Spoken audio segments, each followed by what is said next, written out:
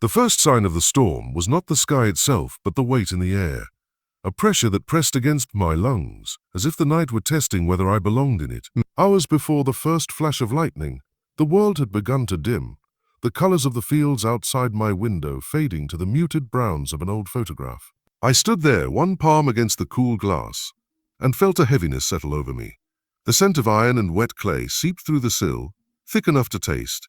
It had been a season of strange weather. Winds rose without warning, carrying grit from the far edges of the cotton rows, coating the porch in a pale film. But tonight was different. The breeze was low and deliberate, like a giant drawing breath. Each gust felt personal, as though the sky itself watched the house and all who moved within it. Down in the yard, lanterns flickered along the slave quarters like a string of restless stars. Shadows stretched and folded as people finished their last chores of the day, hauling water, checking on the animals, gathering children close. From this distance, their voices reached me as a low murmur, an ancient chorus that wove through the humid dark. Normally, those sounds carried a rhythm of endurance, a steady pulse of life in defiance of the Vance family's cruelty. Tonight, that rhythm held a sharper note, a tension that raised the hair along my arms. They knew, even if they could not name it, they felt it as I did. Something inevitable was approaching. A flicker of gold caught my eye. Near the barn, Adeline moved across the yard with a lantern so small it pulsed like a distant heartbeat. She walked with a quiet precision, each step measured, neither hurried nor hesitant. The hem of her plain dress brushed the ground without sound. I could almost believe she floated, guided by some force older than the earth itself. For months I had watched Adeline from afar, watched her work with a calm efficiency that made the overseers uneasy, watched her face remain unreadable while others were broken under whips or words. There was a gravity about her, an inner stillness that turned cruelty back on itself. I had often wondered if she held secrets in her heart. The rest of us were too frightened to name. The lantern light caught the planes of her face as she glanced toward the main house. Just a glance, no longer than a blink, but it struck me with a sudden certainty. She had chosen her night. The thought rooted itself so firmly, it felt like memory rather than prophecy. The heavens would cloak her work, the rain would wash away her step. All the small injustices, each insult and lash, every humiliation Josiah Vance and his sons had dealt out like coins tossed to beggars. Tonight those debts would be called in. And I, standing at my window with nothing but a journal and a trembling heart, would be the only living witness. A single crooked lightning bolt split the far horizon. For a heartbeat, the plantation flashed into daylight. Rows of cotton frozen like silver spears, the barn crouched like a waiting animal, the great house itself a pale skull against the dark. Then the world fell back into blackness, the afterimage burning inside my eyes. Thunder followed, low and deliberate, a sound that rolled across the land like the growl of something ancient awakening. The panes rattled in their frame. I flinched and pressed my forehead to the cool glass, feeling the vibration against my skin. Behind me, the house groaned as if it too felt the coming weight. Floorboards creaked with the restless pacing of those who thought themselves masters. Josiah Vance had spent the evening prowling the veranda, cursing at the wind for daring to disrupt his supper. His eldest son, Theodore, drank himself into a loud and pointless rage. Their voices, harsh, commanding, bled through the walls. They had no idea the night would not bend to their will. I whispered a prayer. I barely remembered how to form. The words tasted of childhood, of pews polished by generations who believed the world was orderly, that God watched and kept a ledger. But the heavens above this plantation seemed to have long ago turned their face. The prayer drifted into silence. Outside, Adeline reached the barn door. She paused, lantern lowered, and for a heartbeat her eyes lifted toward my window. I could not be sure if she saw me, but something passed between us nonetheless, a recognition or perhaps a warning. Then she disappeared into the shadows, the lantern's glow swallowed by the dark. Rain began in a sudden rush, 1,000 tiny drumbeats on the roof. Lightning flared again, closer now, and the thunder answered immediately, a single violent crack that shook the glass beneath my fingertips. I drew back, heart pounding. Tonight the storm would come, tonight the fire would follow. And when dawn arrived, nothing in this place, neither land nor memory, would remain untouched. The Vance Plantation had always been built on a kind of silence, one enforced by whips, ledgers, and the constant threat of the overseer's glance. But by the summer of that terrible year, the silence had changed. It was no longer the hush of fear. It had the restless quality of decay, like the faint hiss you hear when wood begins to rot from the inside. You cannot see it at first. You only sense that something beneath the paint and polish has begun to crumble. From the upstairs hallway, I could feel it in the walls themselves. The plaster carried a dampness it had never known, and each night new cracks spidered out from the corners like a secret map. The air smelled of mildew and iron, a dampness that clung to the drapes no matter how wide the windows were thrown open. Below stairs, servants moved with a wary patience, as if every footfall might wake a sleeping giant. Their eyes met mine more often now, not in supplication but in quiet recognition, as if to say, "You hear it too." Josiah Vance heard it, though he would never admit as much. He mistook the sound of his own unraveling for conspiracies whispered in the dark. Each day he paced the veranda, boots striking the boards with a rhythm more frantic than commanding. The once smooth drawl of his speech had hardened into clipped barks of suspicion. Who left the south gate unlatched? Why is the smokehouse short on salt pork? Every question landed like an accusation. His paranoia seeped into every corner of the house, staining the air thicker than the coming storm. The eldest son, Theodore, inherited his father's love of domination without any of his discipline. Where Josiah's cruelty had once been calculated, Theodore's was erratic, like a boy striking matches just to watch something burn. He strutted through the quarters with a pistol slung low on his hip, demanding deference with a grin too wide to be trusted. He ordered sudden games of sport, forcing the enslaved men to box for his amusement, and fired his revolver into the sky when their fists slowed. It was spectacle, not authority, and even the youngest field hands began to recognize the weakness that spectacle betrayed. Elias Croft, the overseer, had once been the embodiment of order. With a single glare, he could scatter a gathering of workers faster than a whip's crack. But lately I saw him glance behind his shoulder more than he looked forward. Sweat dampened the brim of his hat even in the cool of dawn. His eyes, once cold and bright, had taken on a dull, feverish sheen. Some nights he lingered by the stables long after his duties ended, as though waiting for a message only he could hear. It was in the small details that the rot revealed itself. The storehouse doors left ajar, though Elias had checked them himself. Tools misplaced and found again in places no one admitted to using. Lanterns snuffed without wind. A horse bridle unbuckled in its stall, while every man swore he had secured it. To Josiah, these were signs of sabotage, proof of rebellion. To me, they were something older and quieter. Like the first soft splinters that warn a mighty oak it has been hollowed by insects.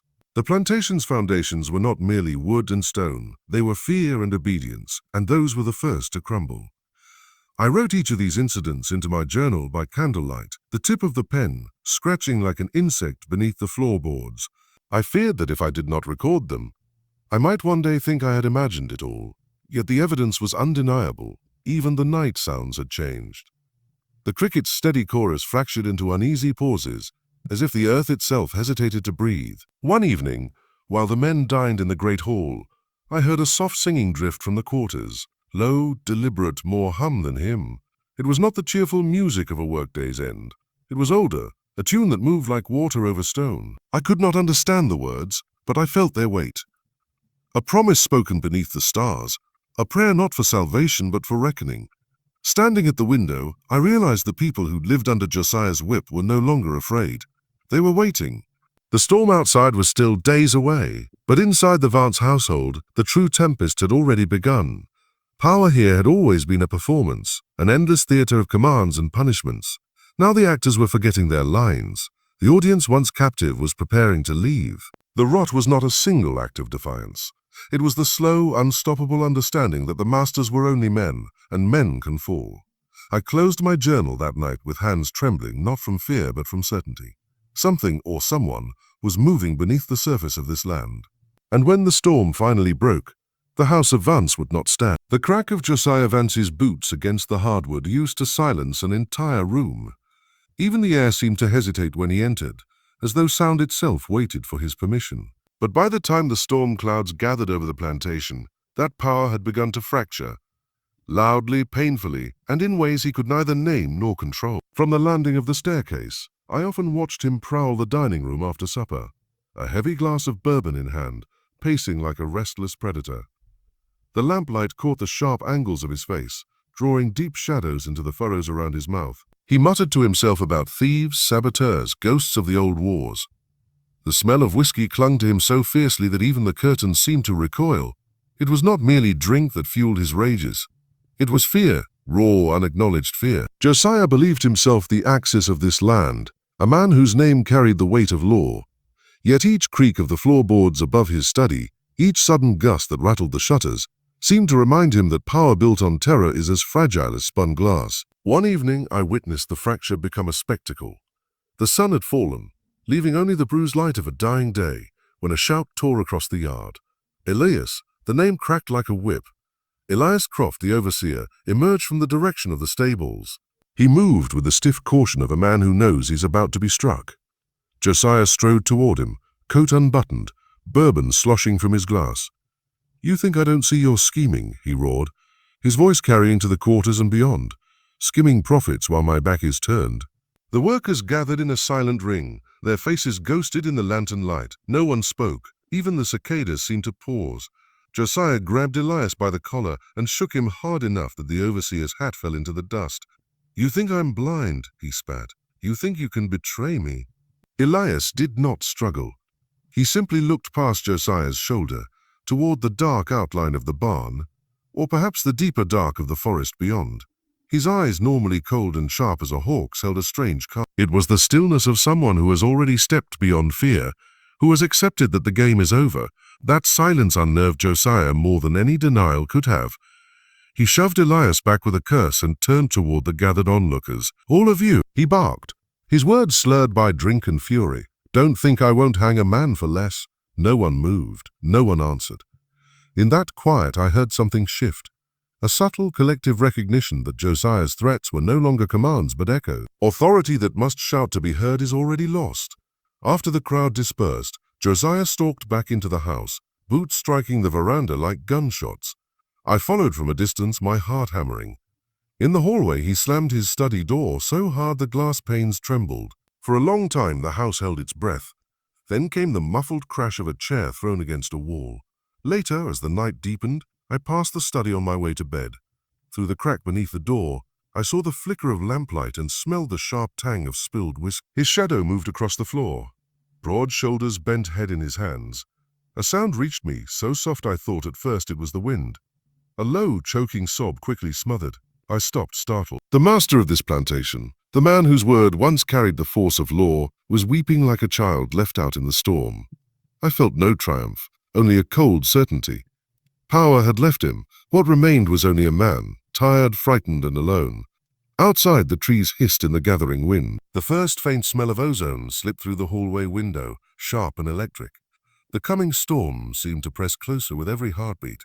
In my journal that night, I wrote, "The house is no longer his. It listens to something older, something he cannot name." Tonight, the cracks have begun to show, and soon the whole foundation will give way. Theodore Vance was the heir in name only. Where his father wielded fear like a hammer, Theodore waved it like a frayed flag, hoping the gesture alone would bend others to his will. But fear requires a vessel to be effective. A commanding presence, a reputation built on inevitability. Theodore had none. What he had instead was a restless, brittle energy, a need to assert himself through spectacle rather than strategy. I watched him one humid afternoon, the sun bleeding gold over the cornfield. He had gathered a small group of men, enslaved laborers tasked with clearing a section of the north pasture. But instead of giving clear instructions, he ordered them to fight each other, a grotesque display of dominance meant to impress both the workers and himself. Faster, harder, he barked, pacing the length of the field. "Show me your strength." The men obeyed, but not with fear. They obeyed with a kind of measured compliance reserved for disasters one cannot prevent. Their movements were deliberate, slow, eyes flicking sideways, judging the man who believed himself their master. It was the difference between a conductor who knows the orchestra will play and one who must threaten every note. Theodore's authority had already been diluted, watered down by the absence of respect and the lingering suspicion seeded by his father's paranoia. I saw him try to compensate with cruelty, the only tool left to a man whose presence inspired no natural obedience. He forced them to carry heavier loads than necessary, to wrestle in the mud until clothes were torn and skin cut. He shouted insults, mocking their supposed cowardice, hoping that humiliation would assert his rule. But humiliation alone cannot forge obedience. The men endured, but only outwardly. Inside, they laughed quietly, whispered and planned. His ego became the pivot of every decision. and his lust the lever of his manipulation. One evening, he summoned a young woman from the quarters under the pretext of a private discussion. She went because she had no choice. Theodore's arrogance blinded him to the peril he courted. What he did not understand was that fear had limits, but observation had none. The courted eyes of Elelenina and others watched him inch toward the trap set with careful patience, each step of his self-assured swagger recorded in silent witness. Inside the house, Theodore's restlessness manifested in another way. He would drift through rooms unoccupied, speaking to himself or the furniture as if it could answer. He catalogued wrongs, real and imagined, in a leather-bound ledger, scribbling accusations that no one would ever read. His mind worked in spirals, circling the point he wanted to make, that he was the rightful inheritor of power, that he could command as effectively as Josiah. Yet his own paranoia, mirrored imperfectly from his father, had begun to erode any semblance of rational thought. In the quarters, the enslaved men and women watched him as one might watch a storm gather at the horizon, loud, unpredictable, threatening, but ultimately incapable of sustaining its own weight. They did not fear him as they had feared Josiah, and they did not respect him either. Theodore's authority existed in form only. He had no real control, and he never had. Even his gestures of punishment became performative, hollow echoes of a cruelty he could never embody fully. I wrote in my journal that night, "He prowls the fields like a lion that has forgotten how to roar. The men see the teeth, but the claws are gone. He punishes for show and for show alone, and in that punishment lies his weakness. Nothing he does convinces anyone that he is powerful. He is already defeated, and he does not know it." This hollow authority made him dangerously predictable. Where Josiah's paranoia fractured control, Theodore's vanity ensured it. Adelias, who had watched quietly and learned, would use this weakness as surely as a hunter uses the tracks of prey. He could be drawn, cajoled, tempted. He could be trapped. Even in the absence of overt rebellion, the atmosphere on the plantation had changed. Theodore's loud proclamations no longer demanded obedience. They invited mockery behind closed doors. The slaves, already emboldened by small, invisible acts of resistance, began testing limits. A subtle defiance crept into their work, a slow but unmistakable erosion of the system that kept them enslaved.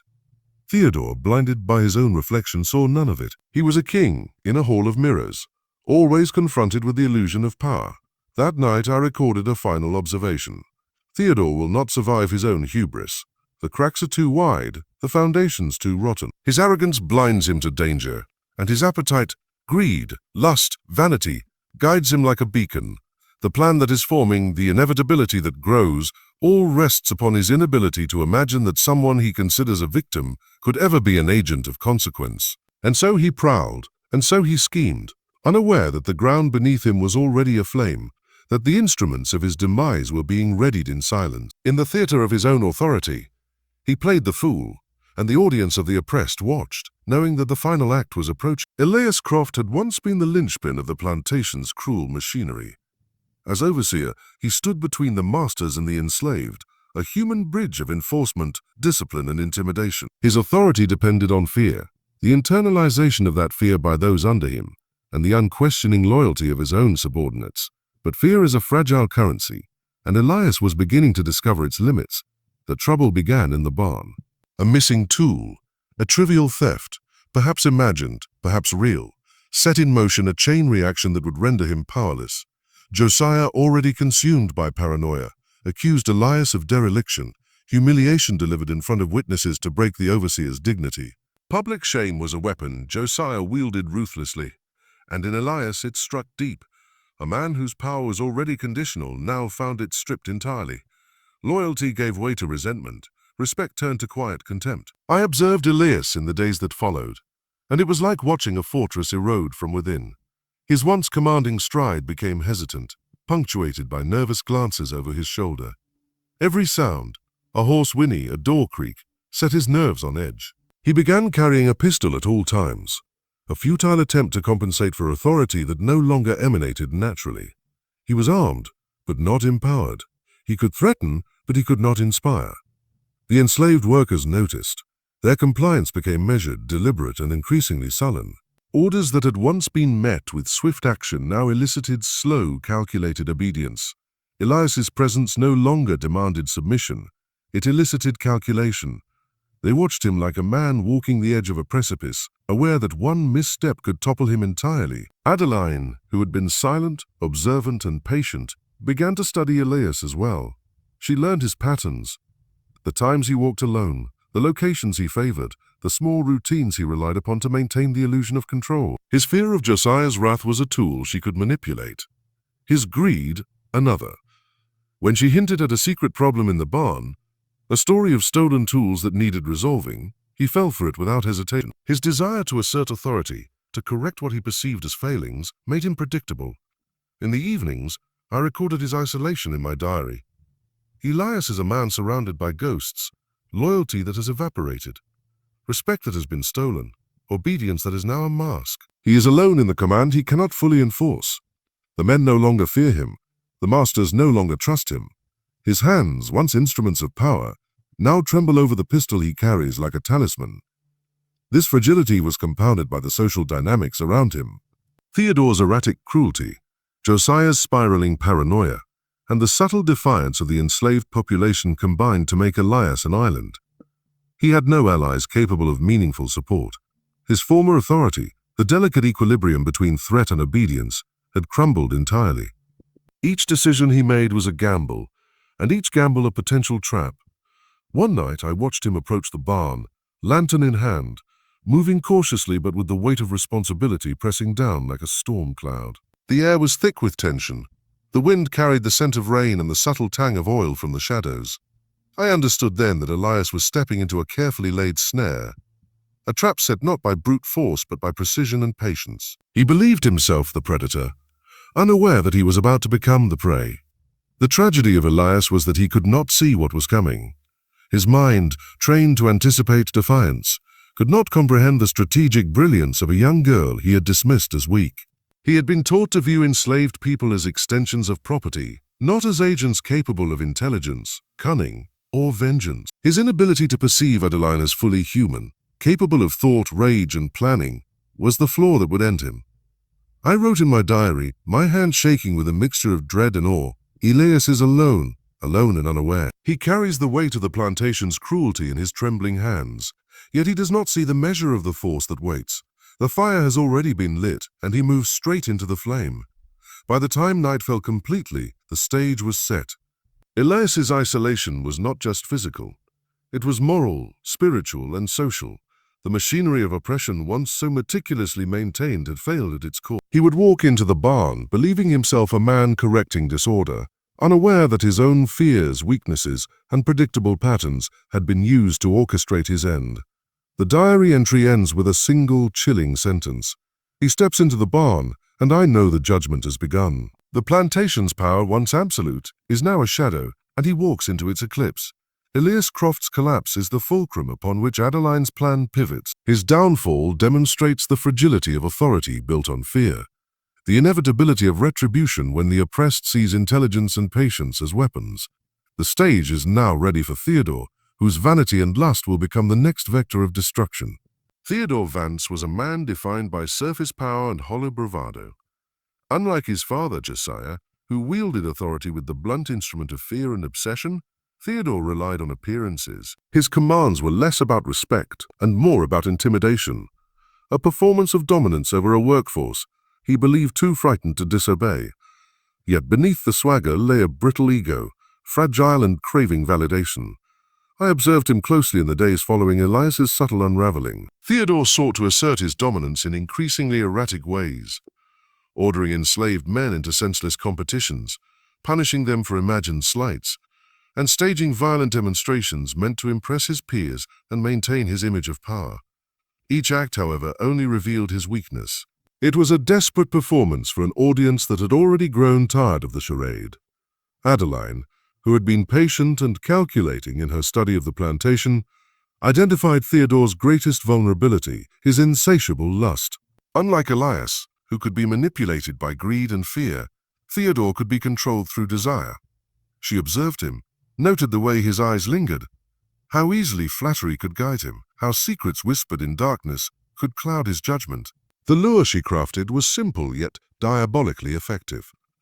A child delivered a message to him, hushed and indirect, suggesting a clandestine rendezvous in the barn.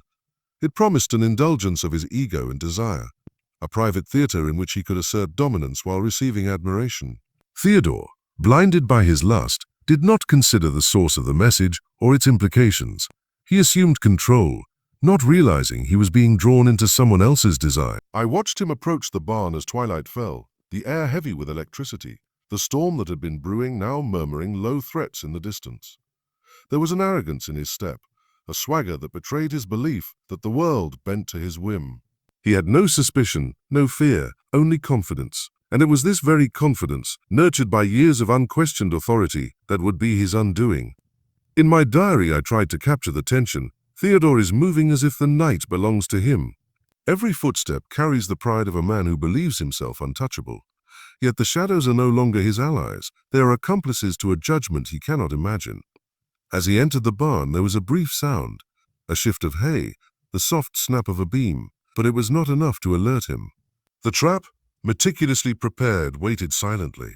Theodore believed himself in control of the scenario, but the reality was far different. The barn, once a symbol of labor and order, had become a stage for retribution. Every element, the darkness, the storm, the isolation, was part of a careful orchestration designed to exploit his arrogance. Adeline's brilliance lay in the precision of her timing. Elias had already been neutralized. She had anticipated his weaknesses, calculated his probable actions, and guided him into a situation he could neither dominate nor escape. The psychological weight of his impending doom was almost palpable, even from my perch in the shadows. I could feel the pulse of inevitability, the rhythm of a trap closing. I write with a trembling hand. He enters willingly, thinking himself the hunter. He will leave the same way Elias did, a silent testament to the collapse of a system built on fear and delusion. The power he believed he possessed was never his. It was borrowed from the ignorance of others, and now that ignorance has been repaid with precision. The storm outside intensified, rain beginning to lash the fields, but it seemed to merely amplify the drama within. Lightning briefly illuminated the barn, revealing Theodore's confident posture, the foolish certainty in his stride, and then plunging him back into darkness. The natural world, it seemed, was conspiring with Adeline, providing the perfect cover for her work. As the moment stretched, I realized that Theodore's downfall was more than personal. It was symbolic. He represented the performative cruelty of the younger generation of masters, those who relied on spectacle rather than substance to maintain control. His collapse would demonstrate the impotence of vanity and lust when faced with patient intelligence, strategy, and righteous fury. In my diary, I recorded the anticipation with a mix of horror and awe. He walks into the barn, and I know what waits inside. He does not fear death. He does not understand it, but it is here as inevitable as the storm, as certain as the coming dawn. The final act awaited Josiah, the patriarch, whose arrogance and pride would be tested against the ultimate assertion of power. Theodore's capture was both a necessary step and a proof of concept, that the men who ruled the plantation with terror could be undone by one who understood their weaknesses and exploited them without hesitation.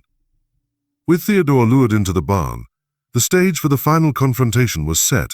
The symmetry of the plan, the measured precision, and the inevitability of justice all converged. The time for observation ended. The time for judgment had arrived. Josiah Vance was the embodiment of old-world authority. Where Theodore's cruelty was performative, Josiah's was absolute. He had ruled the plantation with unquestioned dominance for decades, his word law, his gaze sufficient to cow both overseer and enslaved alike. Yet even the strongest structures are vulnerable to internal rot, and Josiah's fortress of fear had begun to crumble long before the fire ever licked the barn's edges. I watched him in the days leading up to the night, noting the subtle shifts in his behavior. Paranoia gnawed at him like a hidden vermin.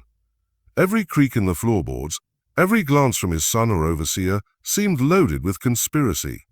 His authority, once unquestionable, had become brittle and reactive. He lashed out unpredictably, humiliating those closest to him. Elias, the loyal overseer, became a pawn of resentment rather than obedience, and Theodore's erratic performances only deepened Josiah's sense of insecurity. Adeline, ever meticulous, understood that Josiah was the keystone of the plantation's oppressive arch. To remove him was to dismantle the entire structure. But unlike the lure of greed or lust that had entrapped Elias and Theodore, Josiah's weakness was pride, the fatal flaw of a man who believed himself invincible. She needed not seduction or trickery, but a direct challenge, one that would provoke him to act against his better judgment. The message she sent was clear and unignorable. Trouble in the barn, a matter requiring the master's immediate attention. It struck at his ego. To ignore it would be unthinkable. To delay would be intolerable. And so he came, not with caution, not with reflection, but with anger and the certainty of his own supremacy. I watched him stride toward the barn in the gathering darkness, the storm overhead now a low, ominous growl. Pride drove him forward, and with it, the blind confidence that he could command reality itself. He had never imagined a world in which a single girl could dictate the movement of men such as him. To his mind, he was stepping into a scene that he alone controlled. The tragedy of his arrogance, the poetry of his hubris, is that it was precisely this belief that sealed his fate. Adeline's preparations were flawless. The barn, a space designed for labor and control, had been transformed into an altar of judgment. Oil-soaked hay strategically placed a weighted ignition. The doors were reinforced to prevent escape. The storm masked her movements, lent an air of inevitability to the night. Every detail, every element of timing, was calibrated to exploit the weaknesses of the men who had ruled with cruelty for so long. As Josiah entered, there was no hesitation, only the measured confidence of a man who believed himself beyond threat. His footfalls echoed on the wooden floor, the lantern in his hand casting long, wavering shadows. I recorded every movement in my diary. He does not pause. He does not suspect. The trap is silent, and yet it waits with patience older than any man in this room. The first faint flicker of fire revealed Theodore's fate within the barn. Elias had already been claimed. The sound of struggle had long since ceased, replaced by a grim silence broken only by the crackle of burning hay. Josiah, unaware of the true nature of the situation, continued toward the center, toward the inevitable confrontation. Adeline emerged from the shadows with a solemn grace, carrying the container of oil. She moved with a calm precision that defied human expectation, her eyes fixed entirely on the task at hand. There was no hesitation, no tremor of doubt, only the steady execution of a plan rooted in pain, justice, and an almost preternatural understanding of human weakness. I wrote, trembling, "She is the instrument of a force older than these men. She carries with her the certainty of inevitability, the weight of ancestral judgment." Josiah steps forward, and I realize he does not see a girl. He sees an affront to his authority. He will soon see something far more formidable. The oil was poured, the matches struck. The fire blossomed with terrifying speed, lapping the beams and walls, turning the barn into a furnace. The screams began almost immediately, a chorus of terror and disbelief. Josiah's realization of his helplessness was reflected in his cry, a sound that will haunt my memory forever. He had ruled over men and women alike, but now he was powerless against the very person he had deemed inferior. The storm broke fully, rain mingling with fire, hissing against the flames. Smoke rose thick and suffocating, yet she did not flee. Adeline stood firm, a silent sentinel before the burning altar. Josiah, Theodore, and Elias were consumed not just by fire, but by the embodiment of retribution itself. They were not merely killed, they were erased, reduced to ash and memory. I could not fully comprehend what I was witnessing. It was punishment, yes, but also ritual. There was a symmetry, a justice that transcended human law. Adeline was not a girl seeking revenge. She was a force of moral rebalancing, a vessel of ancient wrath. The barn had been the site of violation. Now it was an instrument of purification. The final sight seared into my mind was her standing before the inferno, unshaken, serene, almost luminous in the flame's glow. I wrote, my hand trembling uncontrollably. She is not fleeing, she is watching. She is watching. She is the fire itself. The men are gone, and the world feels, for the first time, in balance. The official story would later call it an accident, a lantern mishap. But I knew the truth, recorded in desperate, frantic ink. A meticulously planned, divinely inspired act of judgment. Josiah's pride, the foundation of his authority, had led him willingly into his final act. The plantation's reign of terror was over. The fire burned long into the night, leaving behind nothing but smoldering ruins and a silence that seemed almost sacred. When dawn broke over the Vance Plantation, the world was transformed.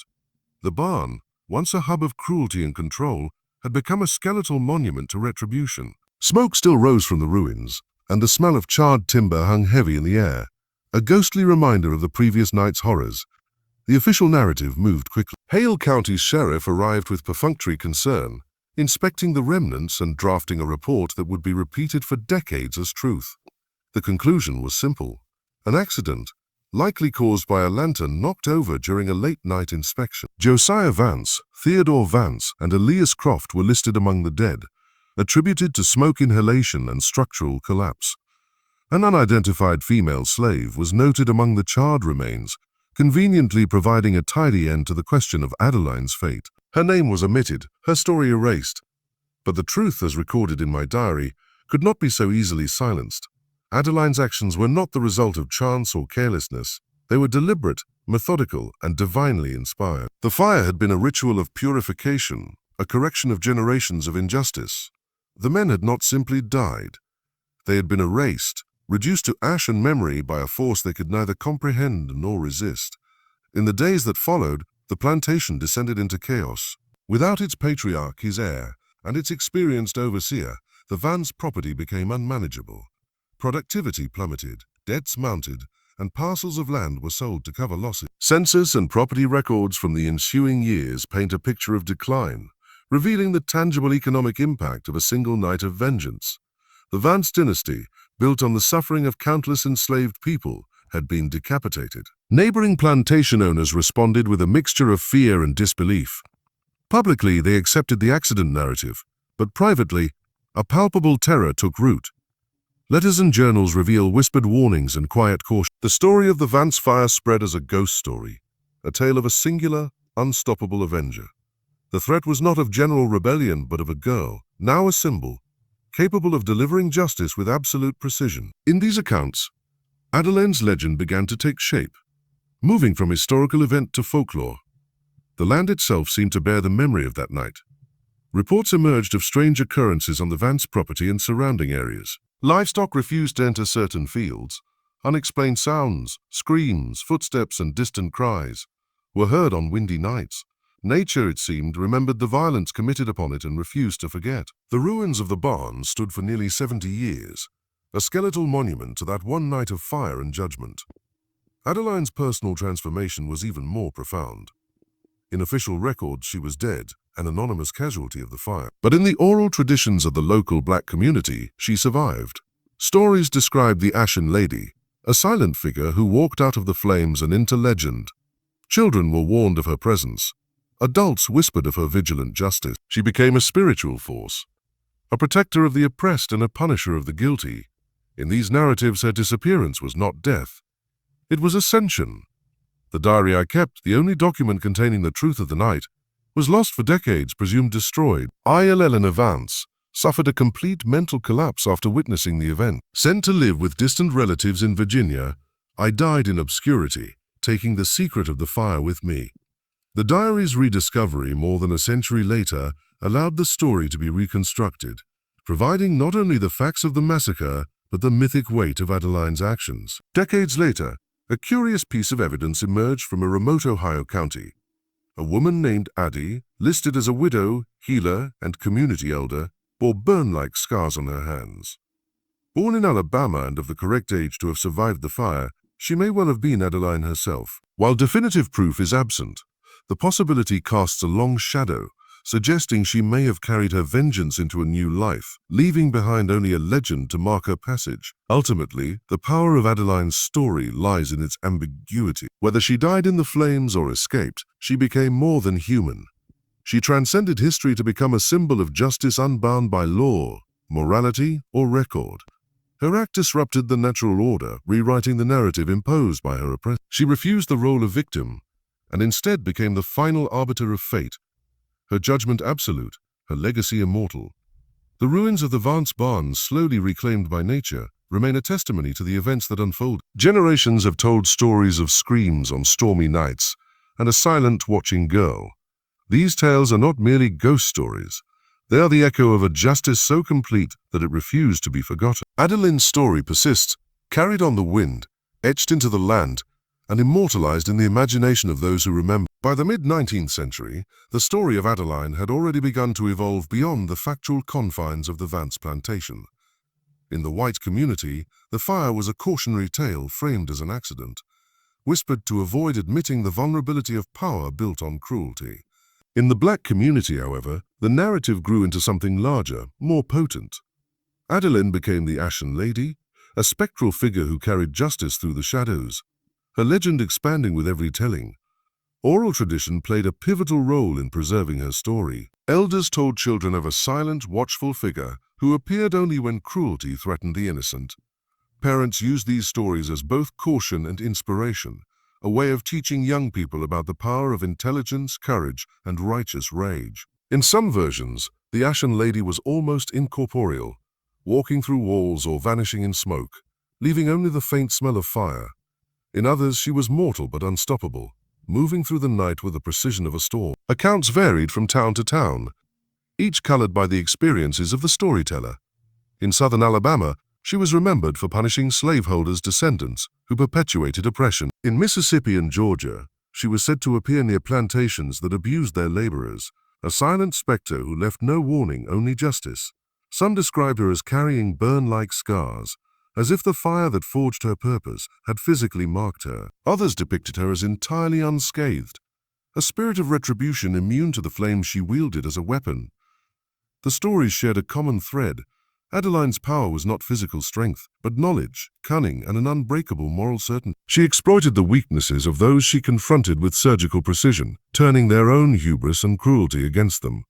In this sense, the Ashen Lady became a cultural archetype, a figure representing the intellectual and spiritual superiority of the oppressed over their oppressors.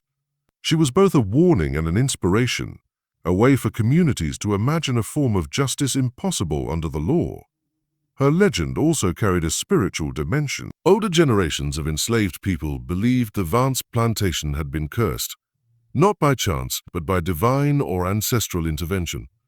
Adeline was described as a vessel for a power older than the land itself, a righteous spirit awakened to balance injustice. The broken-necked bloodhawk discovered near the barn during the massacre was woven into these tales as a recurring omen, signaling the presence of cosmic justice. Those who claimed to have seen the Ashen Lady often reported that the night air itself seemed charged with an unnatural energy, as though the land remembered the vengeance it had witnessed.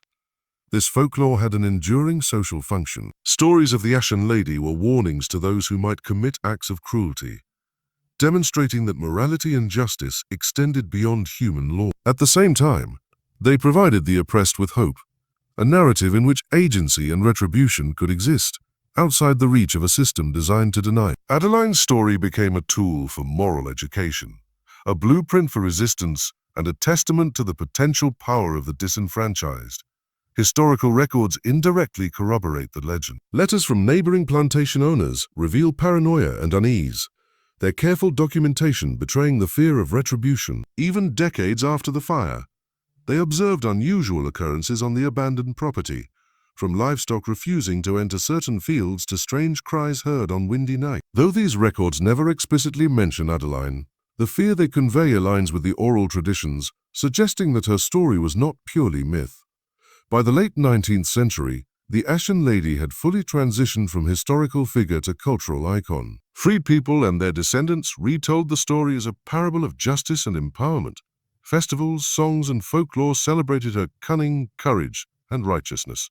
She was, in essence, a symbol of the moral universe, reasserting itself against tyranny. Her legacy persisted not because it was officially recorded, but because it resonated deeply with those who understood the true stakes of power, oppression, and resistance. Even the ambiguous evidence of her survival contributed to the myth. The woman listed in the 1870 Ohio census as Addie, a healer and community elder with strange burn-like scars on her hands, provided a tantalizing historical anchor to the legend. Whether she was Adeline or not mattered less than the symbolic truth of her story. The oppressed could rise, strike back, and disappear, leaving behind only the memory of justice to live. The Ashen Lady became timeless, a figure who could exist simultaneously in history, folklore, and spiritual consciousness. In this way, Adeline's story challenged the very notion of historical narrative. Official records presented a neat, sanitized version of events. The oral tradition told the truth as it was experienced, remembered, and felt.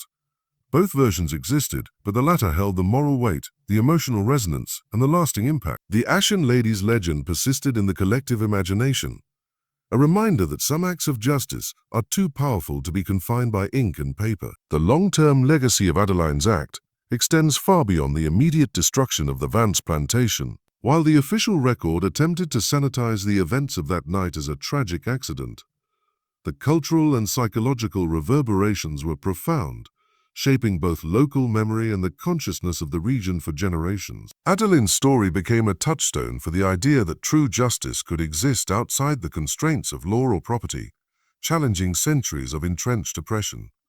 Among the Black community, the tale of the Ashen Lady became a moral compass, an enduring symbol of resistance. Stories emphasized her intelligence, patience, and cunning, qualities often denied to the oppressed by the dominant culture. She was not a reckless avenger. She was deliberate, precise, and terrifyingly effective. The lessons embedded in these stories were subtle but powerful. Oppression could be resisted, even by those who seemed powerless, and justice could arrive in forms far beyond human expectation. Oral traditions emphasize the spiritual dimension, portraying Adeline as guided by ancestral or divine forces, reinforcing the sense that her actions were part of a larger moral order. These stories also served a psychological purpose, providing hope and a model of empowerment for communities navigating the precarious freedom of Reconstruction-era America. Adeline's legend reminded people that courage and intelligence could level the scales against seemingly insurmountable power. The Ashen Lady became a figure whose presence was felt even decades later, a constant reminder that wrongdoing, even sanctioned by law, might not go unpunished. Within the white community, the narrative functioned differently, but with equal potency. Plantation owners and neighboring families spoke of the fire in hushed tones, carefully framing it as an accident. Yet the correspondence and diaries of these families reveal a lingering paranoia, a fear of vengeance from those they had historically oppressed. While the story was not openly acknowledged, it shaped behavior and social dynamics. Plantation owners became more cautious, aware that cruelty might provoke unexpected consequences. The fear was less of a mass uprising and more of an individual, unseen avenger, a ghost in the shadows capable of striking with terrifying precision. The ruins of the Vance barn stood as a tangible symbol of the event for decades. Slowly reclaimed by nature, the skeletal structure became a site of local legend. The land itself seemed imbued with memory, and tales persisted of strange sounds, unexpected animal behavior, and unsettling glimpses of a figure in the distance. These stories blurred the line between history and myth, creating a cultural memory that reinforced the moral of the Ashen Lady's tale. Oppression leaves a wound on the land and the soul, and some wounds refuse to heal. Adeline's legend also influenced literature, folklore studies, and regional storytelling. Folklorists in the early 20th century documented the Ashen Lady as part of a wider corpus of Southern ghost stories and cautionary tales. While these accounts often sanitized the historical specifics, they preserved the essence of her narrative. A young woman, seemingly powerless, becomes the instrument of moral retribution. The recurring motifs, the barn, the fire, the bloodhawk, and her serene composure, became cultural signifiers, easily recognizable to anyone familiar with the story. Her potential survival only deepened the myth. The 1870 Ohio Census record of a woman named Addie, born in Alabama, living as a healer and community elder, with burn-like scars on her hands, provided a tantalizing, though unconfirmed, historical anchor. This ambiguity fueled speculation and storytelling. Could the Ashen Lady have lived beyond the fire? If so, she transcended history, becoming not only a legendary figure of vengeance, but also a model of freedom, survival, and resilience. The uncertainty allowed her legend to exist simultaneously in history and myth, giving her a permanence denied to most mortals. The long-term cultural impact of Adeline's act extended into morality, education, and community identity. She became a figure whose story was retold to teach lessons about justice, courage, and the consequences of cruelty. Her narrative demonstrated the limits of brute authority and underscored the enduring power of intelligence, cunning, and moral certainty. She was a symbol of the oppressed reclaiming agency, proving that systems built on fear and dehumanization could be disrupted through strategy, patience, and resolve. Even today, nearly 2 centuries later, the legend of the Ashen Lady persists in Southern folklore. Stormy nights bring whispers of her presence. Old fields and ruins recall her vengeance, and the story remains a powerful narrative of justice, power, and retribution. Unlike most historical events, her story is not fixed. It grows and evolves, shaped by those who remember and retell it. It exists as a reminder that some acts of justice are so profound. They resist official record and defy closure, operating instead in memory, myth, and moral imagination. In essence, Adeline's legacy transformed her from a historical actor into a cultural archetype.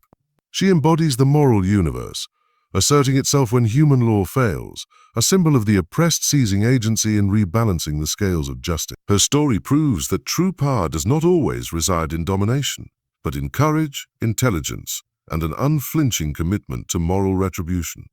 Adeline's act, both historical and legendary, reshaped regional consciousness, leaving an indelible mark on culture, memory, and imagination.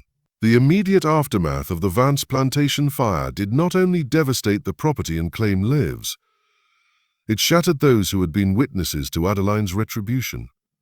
Eléla near Vance, whose diary would become the sole document preserving the truth, was among the most deeply affected. Her psychological collapse was gradual but inexorable, a result of prolonged exposure to horror, moral dissonance, and the realization of forces far beyond her comprehension. For a woman educated in Enlightenment rationality, steeped in logic and observation, the events of that night ruptured the very foundation of her worldview. She had witnessed an act that was simultaneously human, supernatural, and theological, a confluence that defied reason. In the weeks following the fire, Eléla exhibited signs of severe trauma. Insomnia, hallucinations, and obsessive documentation. She wrote in her diary with increasing intensity, detailing not just the sequence of events, but her interpretations, her moral and spiritual reckoning, and her attempts to understand Adeline as both human and divine agent. The diary entries became longer, more frenzied, reflecting a mind in overdrive, attempting to impose order on chaos. Each word carried the weight of witness, but also of survivor's guilt. She had observed and recorded, but had not intervened, and the knowledge of what had occurred burned within her conscience. Her family, unaware of the diary's true content, attempted to manage her collapse. They sent her to live with distant relatives in Virginia, hoping a change of environment would restore her sanity. But the trauma she carried was not easily cured by geography. Eléla's writings smuggled glimpses of her insight into the supernatural. Her understanding of Adeline as a divine agent remained her only means of coping. Yet even within her family, her observations were dismissed as hysteria or moral weakness, a reflection of societal attitudes toward women, particularly those confronting knowledge too disturbing for polite society. The diary itself became a silent casualty of historical suppression. After Eléla's death, presumed lost, it disappeared from official record, removed from the narrative that would circulate publicly. Its absence created a vacuum, allowing the sanitized account, the sheriff's report, letters from plantation neighbors, and public obituaries to dominate historical memory. The official narrative framed the event as an accidental fire, minimizing moral culpability and erasing the deliberate agency of Adeline. The fourth victim, an anonymous slave girl, conveniently allowed history to tidy the story into a manageable and socially palatable tragedy. In truth, Eléla's diary contained evidence that would have completely reframed the event. Not an accident, but a meticulously executed act of justice steeped in spiritual significance. The suppression of her diary highlights a broader historical pattern. Narratives of oppression and resistance are often buried or obscured to protect institutional authority.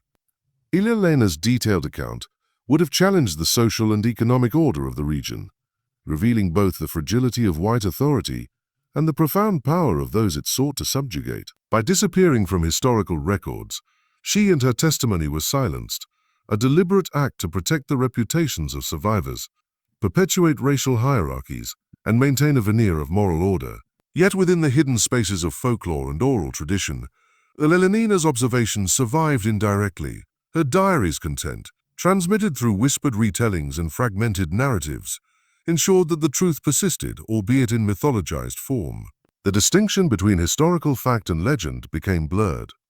Adeline was immortalized as the Ashen Lady, and Eléla's witness transformed into the moral conscience of the story. The diary's rediscovery more than a century later allowed historians to reconstruct events with greater nuance. But even then, the fragments reveal the challenges of recovering truth from trauma and suppression. Eléla's personal trauma also reflects a deeper theme of historical memory, the burden of witnessing atrocity. To survive observation is to carry both knowledge and responsibility, a psychological weight that can fracture the mind. Her writings reveal this tension between rational comprehension and moral horror. She oscillates between detailed procedural accounts. Who went to the barn, what tools were used, the timing of each act, and metaphysical interpretation, trying to contextualize Adeline's actions as ritual, divine retribution, and moral correction. This duality is the essence of her psychological collapse. The human mind struggling to reconcile the logical with the extraordinary. The diary also captures the complexity of survivor guilt and complicity. Elena, though morally horrified, becomes an inadvertent priestess of Adeline's act, transcribing its significance with meticulous care. In doing so, she navigates a moral paradox, documenting an atrocity while understanding it as justice. Her trauma is compounded by the awareness that the official narrative would never recognize the truth, that the systemic structures that permitted the original abuses remain intact, and that history itself would obscure what she had witnessed. Ultimately, Elena Vance's story exemplifies how trauma, documentation, and historical suppression intersect. Her collapse illustrates the human cost of witnessing monumental acts of moral and supernatural significance. Her diary, hidden for decades, stands as a testament not only to Adeline's act, but also to the fragility of historical memory and the ethical weight carried by those who survive atrocity. Through her experience, we see that history is not only constructed by deeds, but also by those who record or fail to record them, and that silence itself becomes a form of power, shaping the legacy of events long after the smoke has cleared. Decades passed before Elena Vance's diary resurfaced, buried beneath layers of dust, neglect, and the deliberate silence imposed by her family and society. Its rediscovery, in the late 20th century during a private estate auction, was serendipitous yet monumental. Historians and scholars immediately recognized its significance. It was the only primary source offering an unfiltered window into the Vance Plantation fire, Adelaine's calculated vengeance, and the hidden spiritual and psychological dimensions that had shaped the night. The diary, fragile and yellowed, revealed not just the events themselves, but the mindset of a witness grappling with horror, awe, and profound moral complexity. The first step after its acquisition was careful preservation and transcription. Experts in 19th century handwriting and historical dialects meticulously worked to decode Elena's sometimes frantic penmanship. Marginal notes, smudged passages, and nearly illegible scrawls provided clues about her state of mind, her trembling hand, the urgency of her observations, and the emotional weight carried with each word. In reconstructing the diary, scholars quickly realized that this was not merely an account of a fire or a rebellion. It was a layered narrative, blending meticulous observation, psychological insight, and spiritual interpretation. One of the most striking revelations in the diary was the fusion of human strategy and supernatural belief in Adeline's actions. Elena's earlier entries focused on the tactical dismantling of the men's authority, shifted in the final pages to interpret the fire as a ritual act. The broken bloodhawk, the precise lures tailored to each man's weakness, and the timing of the storm all converged in a narrative that portrayed Adeline as both agent and instrument of cosmic justice. Historians recognize that without this diary, the legend of Adeline could have been dismissed entirely as folklore. The diary provided the crucial bridge between myth and historical possibility. Forensic historians then began cross-referencing the diary with surviving records, property maps, census data, local newspapers, and the Hale County Sheriff's Report. The contrast was stark. The official reports presented a sanitized version, attributing the fire to an accident and conveniently eliminating Adeline from the narrative. Yet the diary's detailed accounts revealed inconsistencies. How 3 experienced men could all be in the barn simultaneously, the calculated isolation of each victim, and the precision of the trap. These discrepancies highlighted the deliberate obfuscation in official records, a pattern common in Southern post-slavery historiography, where narratives protecting the social hierarchy were favored over uncomfortable truths. Oral history became another key component in reconstructing the story. Interviews with descendants of both enslaved people and neighboring plantation owners revealed fragments of the Ashen Lady legend, tales that had persisted for generations. These accounts, often contradictory, described a girl who emerged from flames unscathed, a presence both terrifying and protective, a moral arbiter in the form of a phantom. When paired with Elena's diary, the stories gained historical weight. Scholars could trace the lineage of the legend, how Adeline's act had transcended her mortal life to become a symbolic guardian, a figure representing resistance, justice, and the wrath of the oppressed. The diary's rediscovery also transformed understanding of the Vance Plantation fire's long-term consequences. Property records, previously seen as dry bureaucratic entries, now reveal the collapse of an entire economic system built on the exploitation of enslaved labor. Productivity plummeted, debts mounted, and parcels of land were sold off. The fire did more than kill 3 men. It decapitated a dynasty, disrupted the local economy, and sent shockwaves through the region's social hierarchy. These outcomes, invisible in the sheriff's report, were illuminated by the diary's testimony and the oral narratives, demonstrating the interplay between historical fact, legend, and systemic collapse. Ilelena's diary also offered unprecedented insight into the psychological dimensions of historical trauma. Her observations show how witnessing extreme acts of retributive violence can fracture a mind and reshape memory. Modern historians and psychologists studying the diary note its dual function. It records the events, yes, but it also serves as a coping mechanism for a woman forced to reconcile rational thought with encounters that defy logic.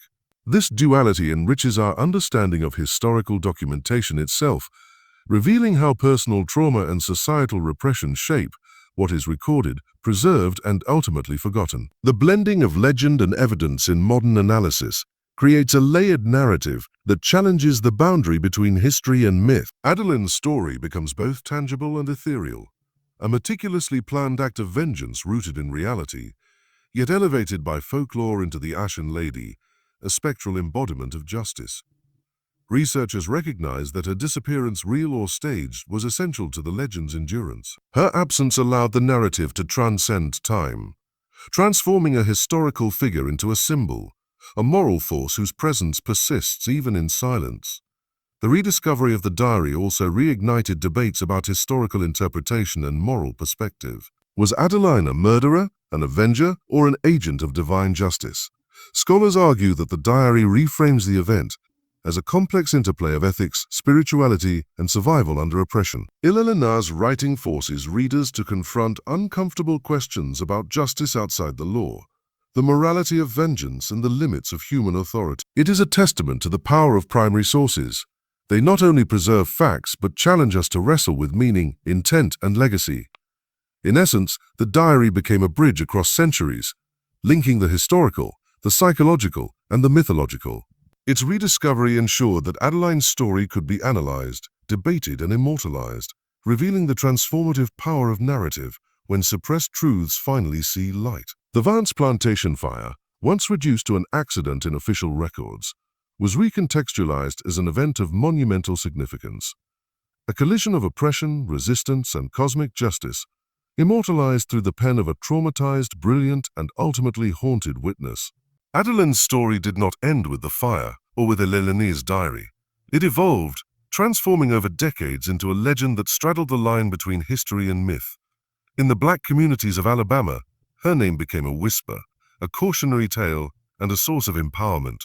Children were told of the silent girl who walked through flames and emerged unscathed, a figure whose vengeance was swift, precise, and just. She was no longer merely Adeline. She had become the Ashen Lady, a spectral arbiter of morality, a guardian of the oppressed, and a constant reminder that cruelty carries consequences beyond the reach of human law. Oral tradition was the engine of this transformation. Stories varied from family to family, yet they shared a common thread. The Ashen Lady was always a girl of small frame, silent demeanor, and an almost supernatural composure. She moved through the night like a shadow, her eyes bright with firelight, her presence heralding justice.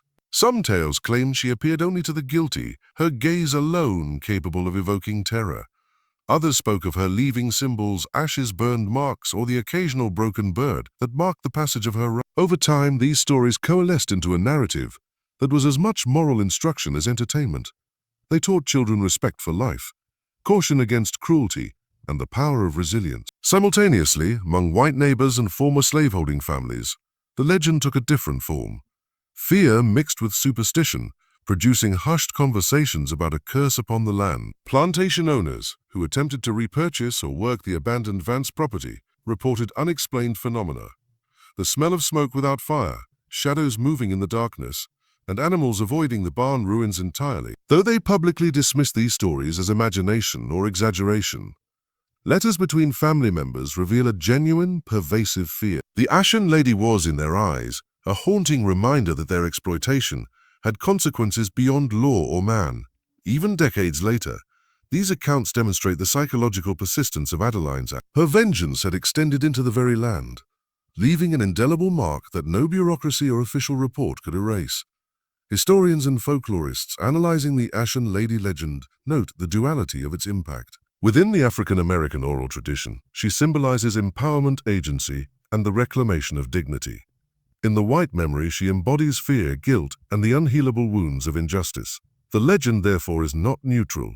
It carries cultural, psychological, and moral weight. Adeline's singular act of vengeance became a living story, evolving to fit the needs of a community still navigating the legacies of slavery, violence, and oppression. Archaeological studies of the Vance Plantation site in the 20th century further reinforced the power of this legend. Excavations revealed the charred remains of the barn, foundations of the overseer's quarters, and fragments of tools and household items. The skeletal remnants of the barn stood as a silent monument to that night, a physical echo of Ilelenina's diary. Even in ruins, the space retained a haunting presence. Oral accounts consistently report that storms stirred something in the barn ruins, that night winds carried faint screams, and that animals instinctively avoided the site. These remnants, combined with the diary, provided a rare convergence of physical documentary and oral evidence, bridging history and myth. The Ashen Lady also influenced literature, songs, and local artistic expression. Poets and storytellers drew inspiration from the narrative, framing her not as a criminal but as a cosmic force of balance. Paintings depicted a small girl standing amidst flames, unafraid, eyes gleaming with calm authority. Her figure became a recurring motif in regional art, symbolizing justice, resistance, and the triumph of the powerless over oppressive systems. Music composed in the decades following the Civil War referenced the Girl of the Fire, using her story to remind listeners that moral balance might be achieved outside human institutions. Psychologically, the legend functions as both warning and inspiration. Within African-American communities, it preserves the memory of systemic cruelty while offering a figure of moral authority who acts decisively when human institutions fail. Adeline's disappearance, whether she survived the fire or not, became essential to this mythology. She could be present in every whispered story, every shadow near the old barn, and every moral reckoning, precisely because her physical fate was unknown. The ambiguity of her survival elevated her from historical figure to mythic archetype. By the mid-20th century, the Ashen Lady had transcended Alabama. Regional folklore collections, academic research, and oral history projects documented her presence in cultural memory, preserving a story that history itself attempted to erase. She became a symbol of resistance to oppression, a cautionary tale about the consequences of cruelty, and an embodiment of the enduring power of agency against tyranny. Even without official recognition, the legend flourished, carried forward by those who refused to forget the lessons encoded in fire, strategy, and survival. In essence, Adeline's transformation into the Ashen Lady demonstrates the enduring power of narrative and the interweaving of fact, legend, and morality. Her story, anchored in the brutal realities of the Vance Plantation, became an enduring moral and cultural force, demonstrating that justice, whether human, divine, or symbolic, can outlast any official report, any bureaucratic cover-up, and any attempt to suppress memory. She is both history and myth, vengeance and virtue, a reminder that sometimes the smallest figure carries the greatest power. After the fire at the Vance Plantation, Adeline vanishes from the historical record, leaving only whispers, speculation, and fragments of evidence to suggest what may have become of her. The official narrative is tidy. She perished alongside the three men, a fourth unidentified victim charred beyond recognition. But for those who witnessed her actions, particularly Ilelenina, Vance, this account rang hollow. Adeline's meticulous planning, her calculated movements, and the complete control she demonstrated that night made it improbable that she would allow herself to be consumed by the flames. She had orchestrated every detail, anticipated every variable, and exploited every weakness of her oppressors. Survival, if she chose it, would have been as calculated and precise as her vengeance. Local oral histories offer tantalizing hints of her possible escape. Families passed down accounts of a mysterious woman appearing in neighboring counties in the months following the fire. Tallied descriptions often vague, consistent only in noting the unusual calmness, purposeful demeanor, and mysterious scars on her hands. Remnants, it was said, of the Vance fire. These women were sometimes described as healers, occasionally as midwives, and at times as guardians of local children, fiercely protective against cruelty or injustice. To those who knew the story of the Vance fire, these accounts carried an undeniable resonance. They were the Ashen Lady walking among the living. One of the most intriguing pieces of potential evidence appears in the 1870 Frere Edmund census from a remote county in Ohio. Among the residents is a woman listed as Addie, born in Alabama, of the correct age to be Adeline Vance. She is documented as a widow, living independently, known for her skills in healing and herbal remedies, and described as possessing hands marked with burns. No definitive link can be proven, yet the coincidences are striking. Addie, if she is indeed Adeline, seems to have chosen a life of quiet service, distancing herself from the world that had wronged her while maintaining an aura of resilience and moral authority. Her possible survival transforms her story from tragedy into legend. She is no longer only a ghost of vengeance, but a living agent of change, weaving herself into the fabric of communities that remembered her as protector and healer. Historians and folklorists have debated the plausibility of her survival. Critics argue that a teenager, no matter how cunning, could not have escaped a night of arson that destroyed a barn and claimed 3 fully grown men. Supporters of the Addie theory highlight Adeline's foresight and her ability to exploit her enemy's weaknesses, suggesting that her escape would have been the final, most audacious act of her strategic genius. The uncertainty of her fate has allowed her legend to endure. Unrestricted by the limitations of confirmed biography, she exists simultaneously as historical figure, moral archetype, and mythic entity. The cultural impact of her possible survival cannot be overstated. Within Black communities, the idea that the Ashen Lady might have lived imbues the legend with hope and agency. She becomes more than a cautionary tale. She is a template for empowerment. Her acts demonstrate that even in the face of systemic oppression, one can assert control, enact justice, and survive to continue influencing the world. Addie's potential life in Ohio, her healing work, and her independence echo this narrative. Each story of her presence, no matter how fragmentary, reinforces a vision of resilience, cunning, and moral clarity. Adeline's absence from the official record is itself symbolic. The erasure of her identity in bureaucratic reports mirrors the erasure of enslaved people's voices in history. By disappearing, physically or symbolically, she rejects the narrative imposed upon. The unnamed 4th victim in the sheriff's report is a placeholder, a bureaucratic convenience, while the truth of her survival, if it exists, is held in the lived experiences of those who knew her, saw her, or learned her story through whispers and memory. Her invisibility becomes a form of power, allowing the legend to grow unimpeded by official scrutiny. The mysterious post-fire appearances of Addie align with the moral and spiritual dimensions of the Ashen Lady legend. She is consistently described as calm, deliberate, and purposeful, never seeking personal fame or wealth. She acts instead as a moral arbiter, dispensing guidance, protection, or retribution where injustice appears. Her potential life in Ohio reinforces the concept that Adeline's justice is not bound by geography or legality. It is elemental and timeless. She is a figure whose presence challenges societal norms and expectations, showing that morality and justice can exist outside of codified law and authority. The ambiguity surrounding Adeline's fate is the final key to her enduring power.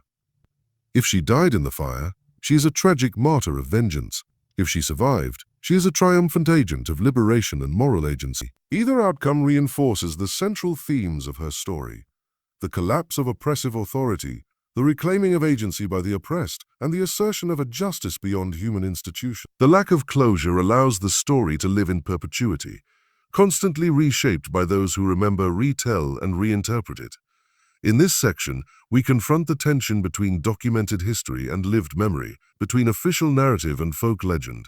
Adeline's disappearance, real or imagined, ensures that she transcends the constraints of her era. She is simultaneously victim, executioner, and mythic figure, forever straddling the boundary between the tangible and the legendary. Her legacy persists not in the certainty of fact, but in the moral, cultural, and spiritual truths her story embodies. The Vance Plantation fire did not merely destroy 3 men in a barn. It shattered the illusion of control, altered the local power dynamics, and left an indelible scar on the landscape and its people. In the immediate aftermath, the official record attempted to smooth over the horror, describing the event as a tragic accident. A lantern knocked over, hay ignited, 3 unfortunate men lost to smoke inhalation. Adeline, conveniently labeled the anonymous 4th victim, vanished from history, erased to maintain the appearance of order. But beneath this tidy narrative the truth persisted, fragmented, whispered, and carried by the land itself. For the enslaved community and their descendants, the story took on a sacred quality. Oral tradition preserved Adeline not as a victim, but as a righteous agent of justice. Children were told tales of the Ashen Lady, a girl who emerged from fire unscathed, a spirit who punished cruelty and protected the innocent. Her legend served multiple functions. It warned oppressors, inspired courage in the oppressed, and provided a moral framework for interpreting an unjust world. Through storytelling, the raw trauma of the plantation era was transformed into a narrative of agency and empowerment. The legend emphasized that even the powerless could, under the right conditions, overturn the balance of tyranny. The physical landscape also bore witness. The Vance barn remained standing, charred and skeletal, for nearly 7 decades. Fields once meticulously cultivated fell to weeds and wild growth. Livestock refused to approach the ruin. Locals whispered that the land itself remembered the night of fire, retaining a memory that defied law, census, and record book. Every gust of wind through the hollowed timbers, every stormy night that carried faint echoes of screams, was a reminder that the injustice had been addressed. If not in a conventional legal sense, then through an elemental, almost cosmic reckoning. Adeline's possible survival extended the reach of her story. If the census record of Addie in Ohio represents her, it suggests a life deliberately lived in quiet independence, far from the scene of her vengeance. Here she may have assumed a new identity, healing communities while carrying the invisible scars of her past. Her existence in this form highlights a critical aspect of her legacy. That power need not be performative or violent to endure. It can manifest in moral authority, in protection, in wisdom, and in the refusal to remain complicit in injustice. In essence, her legend evolves from raw vengeance to sustained, quiet influence, a reminder that one life carefully guided can continue to shape the world. Historians have struggled to reconcile the official accounts with the oral traditions. The sheriff's report, the property records, and economic documents portray an abrupt collapse of the Vance dynasty, but leave little sense of the psychological, moral, and cultural reverberations. Oral histories, letters between neighboring planters, and recovered diaries like Elena's provide the missing dimension, the intimate human and spiritual consequences of the fire. This divergence illustrates a fundamental tension between recorded history and lived experience. History, often sanitized, seeks closure and clarity. Myth, by contrast, embraces ambiguity and moral complexity. In Adeline's story, these two forms of record collide, producing a legend that is both haunting and instructive. The legend of the Ashen Lady also serves as a moral counterpoint to institutionalized power. The Vance men wielded authority rooted in fear, violence, and dehumanization. Their downfall illustrates that such power, no matter how absolute it appears, is fragile when confronted with courage, cunning, and an unbreakable sense of justice. Adeline's agency demonstrates that justice can exist outside the law, beyond social hierarchies and independent of societal approval. This radical form of justice, violent yet morally coherent within its own logic, challenges conventional understandings of right, wrong, and retribution. Generationally, the story of the Ashen Lady persists not only in African American communities, but also in regional folklore. Ghost stories, warnings to children, and supernatural accounts all preserve the essence of her deeds. The Vance Plantation fire becomes more than a historical event. It is a touchstone for understanding the moral universe of the time. Adeline's legend offers a template for resisting oppression, illustrating the potential for a single, determined individual to disrupt entrenched systems of cruelty. The ruins of the barn, long collapsed but never forgotten, act as a physical monument to the event, a skeletal echo of both punishment and liberation. Archaeologists and historians uncover fragments of burned timber, scorched earth, and discarded artifacts, piecing together a partial truth. Yet even the physical evidence is subordinate to the human memory that has preserved the moral and spiritual dimensions of the story. The land itself, in its ongoing refusal to be tamed or cultivated in the same way, participates in the myth-making, carrying forward a narrative of justice intertwined with suffering and endurance. Ultimately, the power of Adeline's story lies in its ambiguity. Was she consumed by the flames, dying as a tragic figure of vengeance, or did she survive, embodying the Ashen Lady, a living testament to justice, independence, and moral authority? The record is silent, and this silence is deliberate, allowing her legend to expand beyond the confines of documented history. It is precisely this uncertainty that sustains her mythos, enabling generations to project onto her story lessons of resilience, courage, and the consequences of cruelty. The final lesson of the Vance Plantation fire is that some acts of justice transcend law. Some legacies outlive records, and some stories, like that of Adeline, refuse to be buried. Through fire, cunning, and moral clarity, a single figure reshaped the ethical landscape of her world. Her presence, whether material, spiritual, or mythic, remains carried in whispers, in legends, and in the unhealed scars of the land. Adeline, the Ashen Lady, embodies the enduring truth that justice, when wielded with absolute resolve, leaves a mark far deeper than that of oppression. It leaves a story eternal and unbroken.